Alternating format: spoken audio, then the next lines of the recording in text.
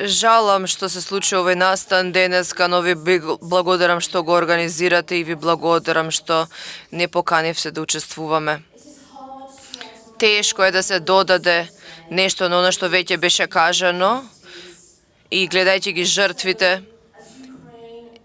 затоа како што Украина трагично навлегува во втората година како живее под руско бомбардирање. Велам дека ние ги чуваме во срцата украинците и во мислите во овие ужасни времиња во нивната историја. И оцениме решеноста и отпорноста и стручноста на украинската армија која што ја турна Русија подалеку од она што било кој што го очекуваше. Путин длабоко ја потцени меѓународната заедништво и испрати силна поддршка од меѓународната заедница спрати силна поддршка до Украина.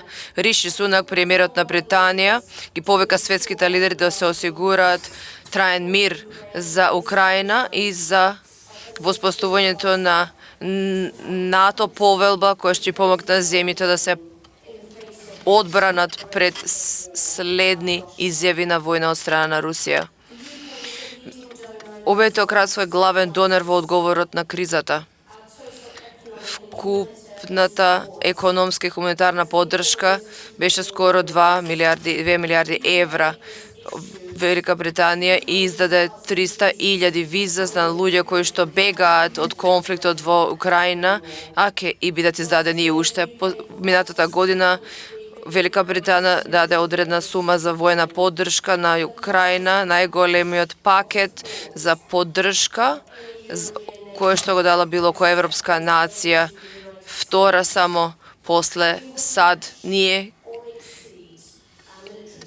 ќе ја прошириме нашата поддршка во 2023 година. Исто така сме испратиле доста војна опрема и дадовме обука за војниците на Украина. Велика Британија санкционираше скоро 1300 лица од инвазијата, вклучувајќи повеќе од 120 олигарси, од 140 милиони фунти мрежа светска и 20 банки и глобални приходи кои што вредат повеќе од 9.000 милиони фунти, вкупно 18 милиарди се замрзнати во Велика Британија. Ќе продолжиме да продржуваме украинската влада пред овој напад на украинската суверенитет и територијална интегритет. Велика Британија и меѓународната заедница